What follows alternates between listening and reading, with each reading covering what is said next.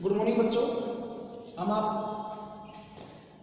आपका lesson number 2 शुरू कर रहे हैं।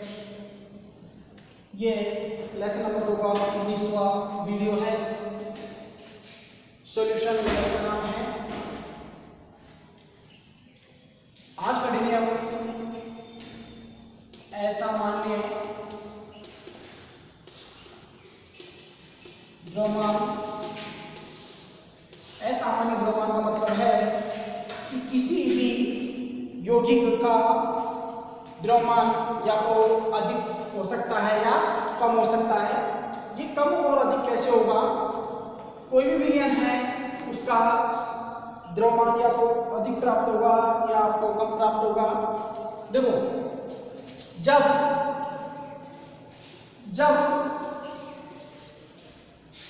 कोई विलय विलायक में घुल जाए या विलय का संगुणन हो जाए। क्या हो भाई?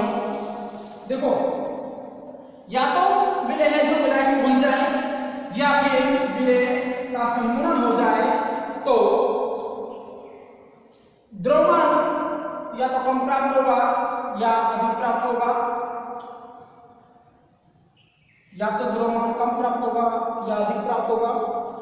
देखो, द्रव्यमान असामान्य द्रव्यमान का मतलब है कि भाई विलय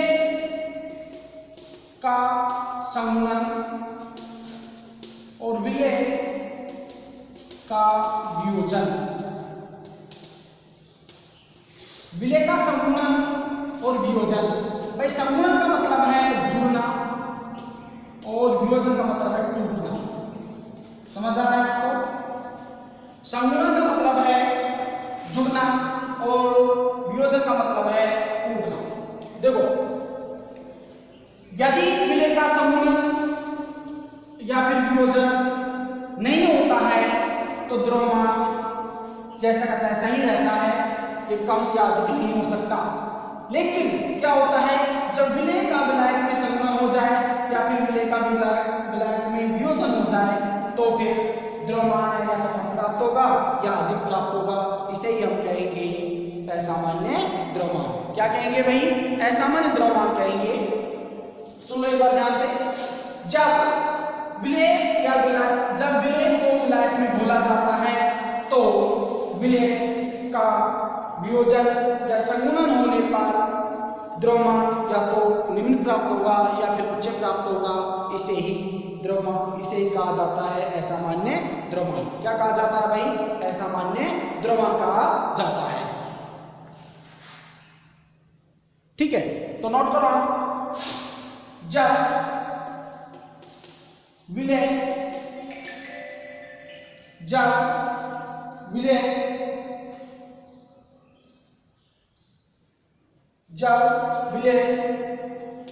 को विलायक में घोला जाता है तो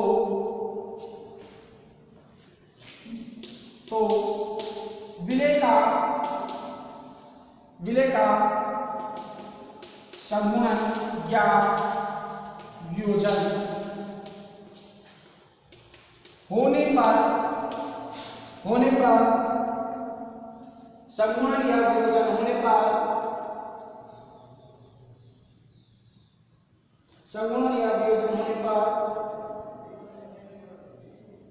वियोजन होने पर द्रव्यमान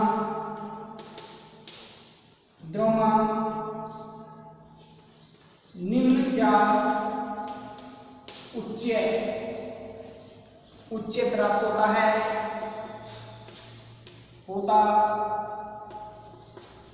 है। इसे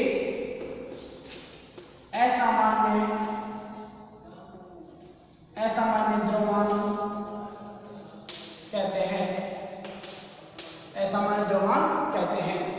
क्या कहते गया भाई फिर से असामान्य द्रव्यमान या असामान्य आणविक द्रव्यमान, असामान्य आणविक द्रव्यमान या असामान्य मोटर द्रव्यमान के से बोल सकते हैं। असामान्य आणविक द्रव्यमान कहते हैं इसे, आणविक द्रव्यमान। समझ आ गया भाई आपको? तो एक बार फिर इसका एग्जांपल देखिए आप। देखो एग्जांपल हम लेते हैं एथेनॉइक अम्ल का। एग्जांपल हम लेते हैं एथेनॉइक अम्ल का। एथेनॉइक अम्ल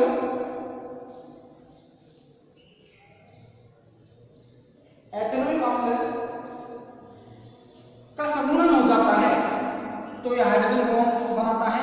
क्या बनाएगा भाई? हाइड्रोजन बॉन्ड बनाएगा। और हाइड्रोजन बॉन्ड बनाने पर इसका देखो, इसका जो द्रव्यमान है वो है 7। आणविक द्रव्यमान कितना है इसका? 7।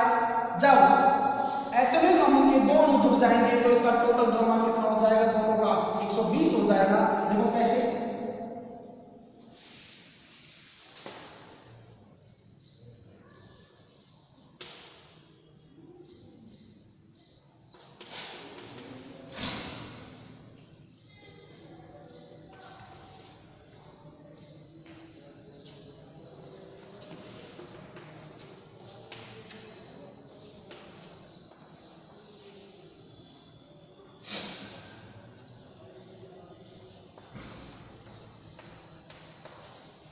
ये लो, ये देखो एथेनॉइक अम्ल ये जो बॉन्ड बना है ये बना है हाइड्रोजन बॉन्ड। क्या बना है भाई? ये हाइड्रोजन बॉन्ड बना है।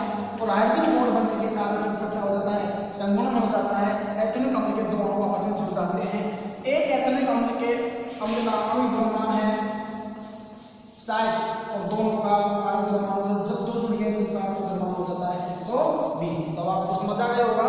जब विलय को विलायक में घोला जाता है, जब विलय को विलायक में घोला जाता है तो विलय का समूहन या वियोजन होने पर द्रव्यमान निम्न या उच्च प्राप्त होता है। इसे ही असामान्य आणविक द्रव्यमान कहते हैं। क्या कहते हैं भाई? असामान्य आणविक द्रव्यमान कहते हैं। जब एथेनॉइक अम्ल को बेंजीन में घोला जाता है, जब एथेनॉइक अम्ल को बेंजीन में घोला जाता है तो ये हाइड्रोजन बॉन्ड बनाने पर हाइड्रोजन बॉन्ड बना लेगा ये। और हाइड्रोजन बॉन्ड बनाने पर इसका क्या हो जाएगा? संघनन हो जाएगा। और संघनन होने पर इसका द्रव्यमान आणविक द्रव्यमान कितना हो जाएगा? 120 हो जाएगा। अगर ये अकेला रहता है, एक अणु होता तो उसका द्रव्यमान कितना रहता? 60 रहता। लेकिन इसका क्या हो गया भाई? संघनन हो गया है। और संघनन होने पर इसका द्रव्यमान हो जाता है 120। आगे बात समझिए आपको। तो देखो आगे क्या होता है, एक बार इसको एक दूसरे एग्जांपल से और हम इसको समझते हैं। संघनन होता है तो वियोजन संघनन होता है तो आणविक द्रव्यमान बढ़ता है और वियोजन होने पर आणविक द्रव्यमान घटता है। देखो हम इसी की बात करते हैं, एथेनॉइक अम्ल की हम बात करते हैं। तो देखो एथेनॉइक अम्ल का वियोजन होने पर ये एथेनॉइक अम्ल का मान लेते हैं वियोजन हो जाता है। इसी कंडीशन में मानते हैं कि एथेनॉइक अम्ल का वियोजन हो गया और वियोजन होने पर ये एसिटिक आयन बना लेगा और ये हाइड्रोजन आयन, ये एसिटिक आयन बाहर और ये हाइड्रोजन आयन दो टुकड़ों में टूट गया है। ये एसिटिक आयन और ये हाइड्रोजन बाहर हो गया। अब इसका जो द्रव्यमान है वो क्या हो जाएगा? कम हो जाएगा। देखो इसका द्रव्यमान हाइड्रोजन का 1 और ये क्या हो जाएगा भाई? 62। कितना होगा भाई? 62। तो देखो हाइड्रोजन आणविक द्रव्यमान है वो कम हो गया तो इसे कहते हैं असामान्य आणविक द्रव्यमान। दो कंडीशन है इसकी, यदि विलय का विलायक में वियोजन होता है। एक बार फिर सुन लो, यदि विलय का विलायक में वियोजन होता है तो द्रव्यमान घटता है और संघनन होने पर द्रव्यमान बढ़ता है। तो इसे कहते हैं असामान्य आणविक द्रव्यमान। जब विलय को विलायक में घोला जाता है तो विलय का संघनन या वियोजन होने पर द्रव्यमान निम्न या उच्च प्राप्त होता है। इसे असामान्य द्रव्यमान या असामान्य आणविक द्रव्यमान कहते हैं। ये एथेनॉइक अम्ल के एग्जांपल से आप इसको समझ सकते हैं। एथेनॉइक अम्ल का वियोजन हो जाता है, मान लेते हैं एथेनॉइक अम्ल का वियोजन हो जाता है तो कितना हो जाएगा द्रव्यमान इसका? 1 तो 59 हो जाएगा इसका एसिटेट का और इसका क्या हो जाएगा? 1 हो जाएगा। यदि संघनन हो जाता है तो असंघनन होने पर इसका द्रव्यमान होगा कितना होगा? 120 होगा। क्योंकि एथेनॉइक अम्ल के एक अणु का द्रव्यमान होता है 60 और 2 का कितना हो जाएगा? 120। इसे कहते हैं असामान्य द्रव्यमान। उदाहरण से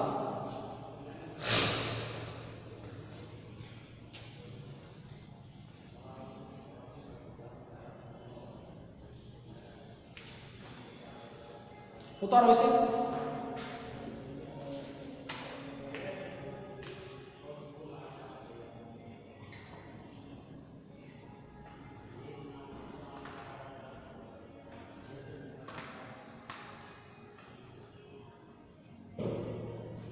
ठीक है भाई, आगे बढ़ते हैं हम वांट ऑफ गुणांक। क्या पढ़ेंगे? वांट ऑफ गुणांक करते हैं।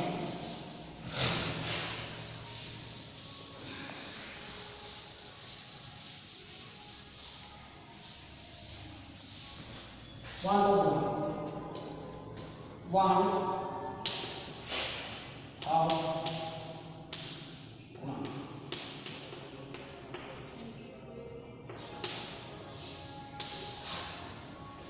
वांट ऑफ गुणांक करते हैं।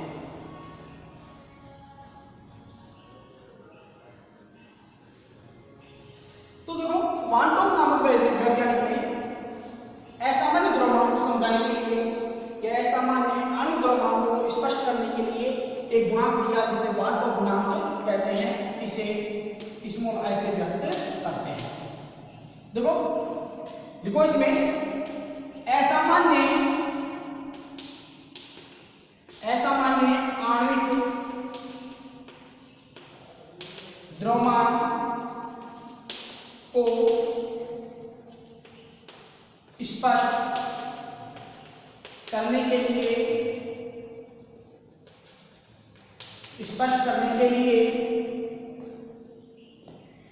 स्पष्ट करने के लिए वांट ऑफ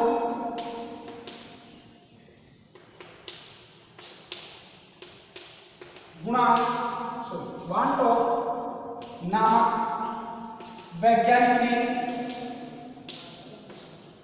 एक गुणांक असामान्य अणु द्रव्यमान को स्पष्ट करने के लिए वांट ऑफ नामक वैज्ञानिक ने एक गुणांक आई प्रतिपादित किया जिसे वांट ऑफ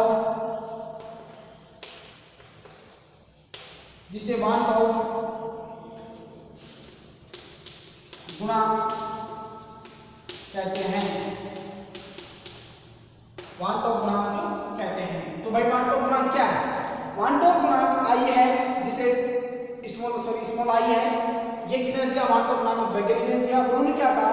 उन्होंने कहा कि असामान्य अणु द्रव्यमान को हम आई के द्वारा व्यक्त कर सकते हैं या इसे आई के द्वारा इंडिकेट किया जा सकता है या आई के द्वारा इसको निकाला जा सकता है। स्पष्ट करने के लिए असामान्य अणु द्रव्यमान को स्पष्ट करने के लिए वांट ऑफ नामक वैज्ञानिक ने एक वांट ऑफ गुणांक दिया जिसे स्मॉल आई के द्वारा व्यक्त किया जाता है। तो देखो क्या है? आई है वांट ऑफ गुणांक। तो लिखोगे आप इसको, लिखोगे प्रेक्षित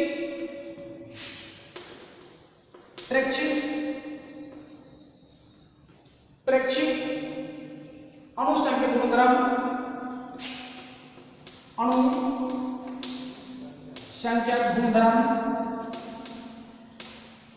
गुणधर्म बटे सैद्धांतिक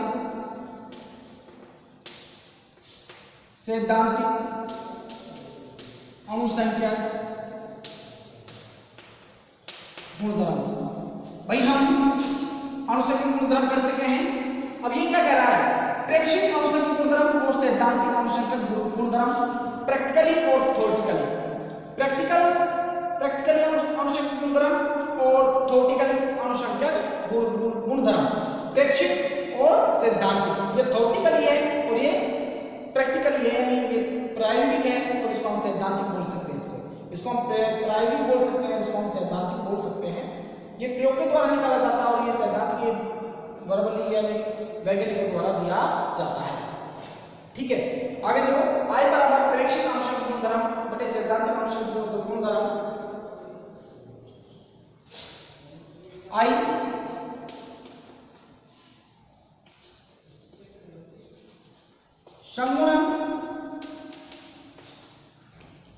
संगुणन या आयनन का हो गया, वियोजन का बात ही की है। संगुणन या आयनन के पश्चात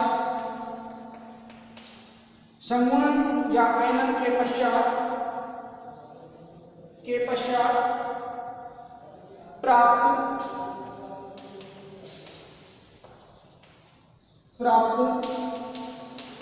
कणों की संख्या बटे संगुणन या आयनन के पूर्व प्राप्त कणों की संख्या। समझो इसे क्या कह रहा है? देखो, किसी विलेय का संगुणन या आयनन होने के बाद कणों की संख्या कितनी है, संगुणन या आयनन होने के पहले कणों की संख्या कितनी है, ये कह रहा है। I बराबर संगुणन या आयनन के पश्चात प्राप्त कणों की संख्या बटे संगुणन या आयनन के पश्चात के पूर्व यानी पहले प्राप्त कणों की संख्या। जब आयनन और संगुणन नहीं होता है उससे पहले की प्राप्त कणों की संख्या और आयनन और संगुणन होने के बाद प्राप्त कणों की संख्या। ठीक है, आगे देखो, I बराबर डेल्टा P प्रेक्षित और डेल्टा P सैद्धांतिक। भाई देखो, I क्या है, सॉरी डेल्टा P क्या है? डेल्टा P है वास्तव में अपेक्षित अवनमन। वास्तव में अपेक्षित अवनमन हमने पहले ही अनुसरण गुणधर्म पढ़ा है। देखो आगे है डेल्टा टीवी, डेल्टा टीवी और डेल्टा टीवी।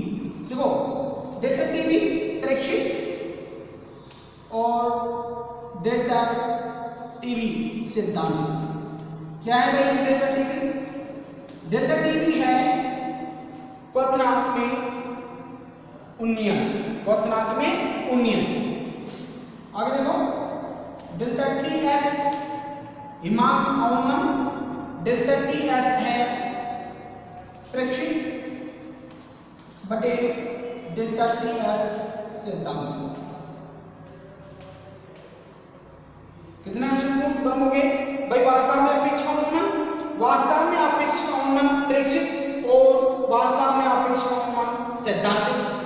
क्वथनांक में उन्नयन प्रेक्षित और क्वथनांक में उन्नयन सैद्धांतिक।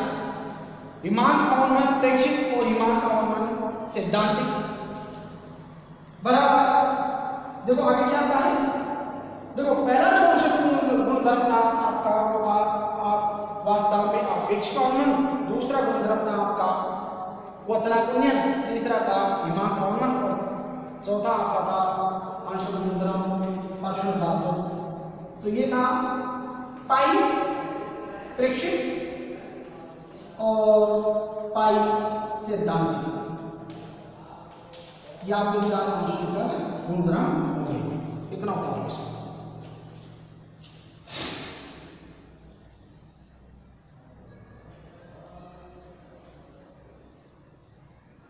उतारो इसको, समझ लो इसे एक बार फिर समझ लेते हैं।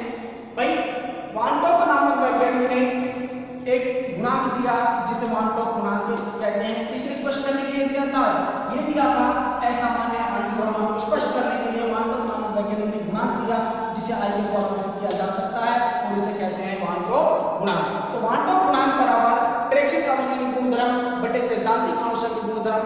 प्रेक्षित होते हैं प्रैक्टिकली यानी प्रयोगशाला में निकाले गए आनुषंगिक गुणधर्म या प्रयोगशाला में निकाले गए आनुषंगिक गुणधर्म के द्वारा व्यक्त किया गया आनुषंगिक गुणधर्म या सैद्धांतिक आनुषंगिक गुणधर्म। वानटॉप गुणांक बराबर संगुणन या आयनन के बाद प्राप्त कणों की संख्या बटे संगुणन या आयनन के पहले प्राप्त कणों की संख्या। डेल्टा पी प्रेक्षित बटे डेल्टा पी सैद्धांतिक। डेल्टा पी है वास्तव में अपेक्षित अवनमन और ये प्रायोगिक और ये सैद्धांतिक है। डेल्टा टीवी है आपका क्वथनांक उन्नयन यानी क्वथनांक उन्नयन प्रेक्षित और क्वथनांक उन्नयन सैद्धांतिक। डेल्टा टी एफ प्रेक्षित और डेल्टा टी एफ सैद्धांतिक। पाई प्रेक्षित और पाई यानी पराश्रय दाब प्रेक्षित है और पराश्रय दाब सैद्धांतिक है। उतारो इसको।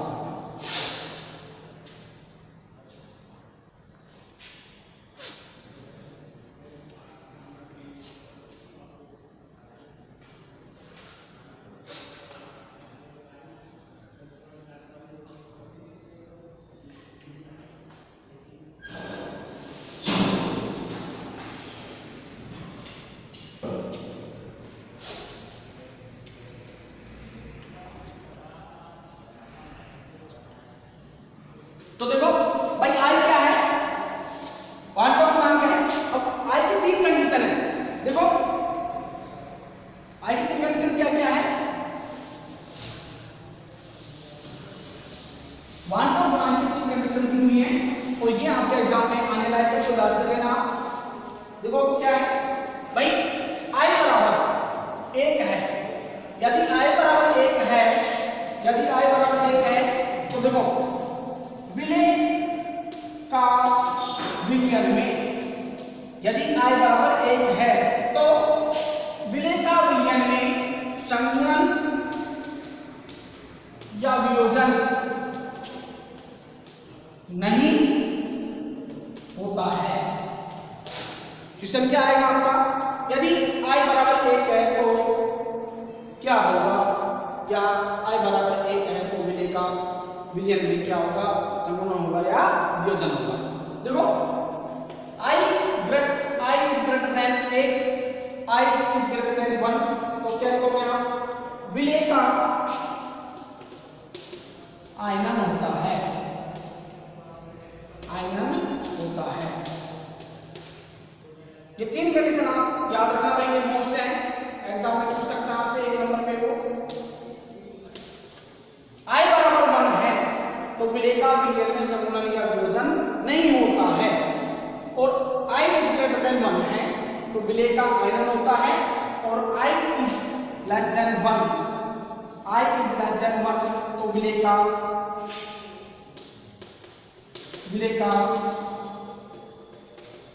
वियोजन होता है। क्या होगा भाई, वियोजन, संगुणन, वियोजन और आयनन एक ही है। क्या होगा भाई, संगुणन होगा। क्या होगा, संगुणन होगा। 3 कंडीशन दी हुई है, ये आपसे एग्जाम में पूछ सकता है। i बराबर 1 है तो विलेय का विलयन में संगुणन या वियोजन नहीं होता है। i is greater than 1 तो विलेय का आयनन नहीं हो, आयनन होगा, और i is less than 1 तो विलेय का संगुणन होगा। ये 3 कंडीशन आप याद कर लेना।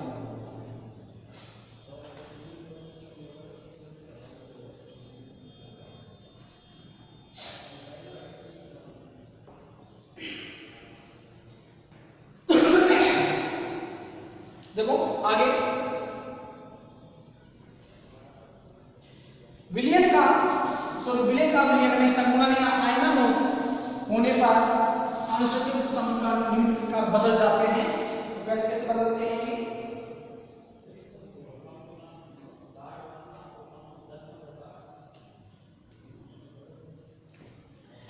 नोट करो इसको, नोट करो इसे।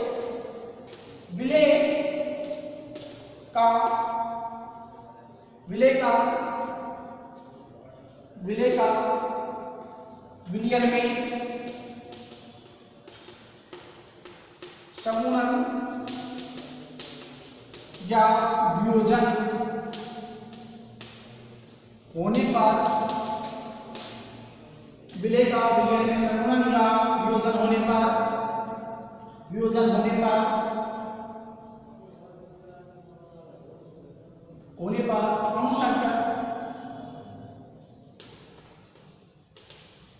अणुसंख्यक गुणधर्म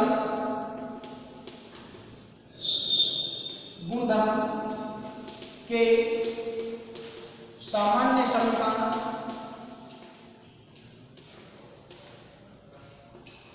निम्न प्रकार बदल जाते हैं। तो देखो आपका पहला जो अणुशक्ति गुणधर्म था वो था वास्तव में अपेक्ष कॉमन। ये पहला जो समीकरण था वो था, देखो P not A minus PA upon PA, P not A आप ले रहे हो वाल्टो गुणांक, तो आप लिखोगे I P not A minus PA upon P not A बराबर I x B। यहाँ पर जो I है ये है क्या है भाई, ये पढ़ाया मैंने आपको अभी, क्या है, वाल्टो गुणांक है। और ये I क्या बता रहा है आपको कि भाई, मैंने ऊपर क्या लिख दिया आपको, ये देखो विलेय का विलयन में संगुणन या वियोजन होने पर आंशिक गुणधर्म के सामान्य समीकरण बदल जाते हैं। I जो बता रहा है आपको, वो बता रहा है कि भाई विलेय का विलयन में संगुणन हो रहा है या वियोजन हो रहा है। ठीक है, ये आपका पहला समीकरण है। दूसरा देखो, दूसरा समीकरण क्या है? दूसरा समीकरण है आपका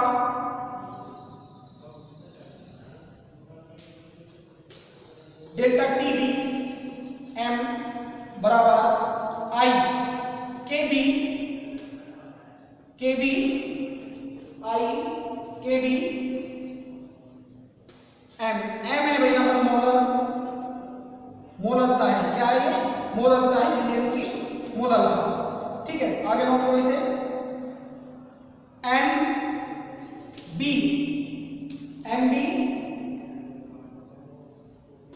इसको लो, डेल्टा टी बी बराबर I into K B W B into 1000 बटे M B into W A. यह आपका दूसरा समीकरण है। दूसरा जो अणुद्रव्य है आपका वो है क्वथनांक उन्नयन। क्या है भाई? वो क्वथनांक उन्नयन है। ठीक है, तीसरा जो समीकरण आपका वो है हिमांक में अवनमन। देखो delta T F freezing point, क्या बोलते हैं? फ्रीजिंग पॉइंट बोलते हैं, बराबर आई के एफ एम। कोई एम मोललता है तो देखो इसको आगे, डेल्टा टी एफ बराबर I into K F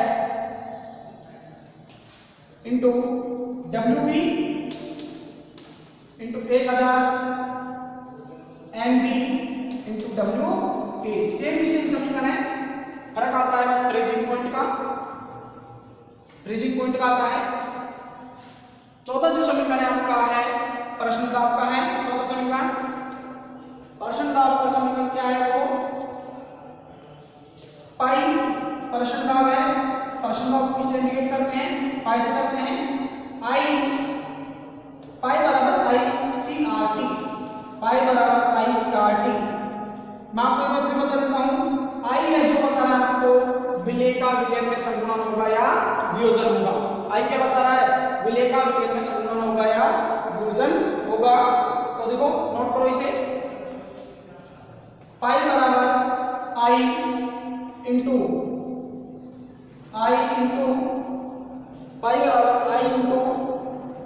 W B into R T बटे एम बी इंटू बी। ये आपके चार समीकरण हैं। ये कब बदले हैं भाई? विलेय का विलयन में संगुणन या वियोजन होने पर आपके गुणधर्म के जो सामान्य समीकरण है वो बदल जाते हैं। आई आ जाता है यहाँ पर, आई बताता है आपको विलेय का विलयन में संगुणन होगा या वियोजन होगा। ठीक है भाई, आगे हम पढ़ेंगे क्वांटम गुणांक तथा आयन की मात्रा में संबंध। ये पढ़ेंगे अगले वीडियो में। ठीक है भाई, ओके, धन्यवाद।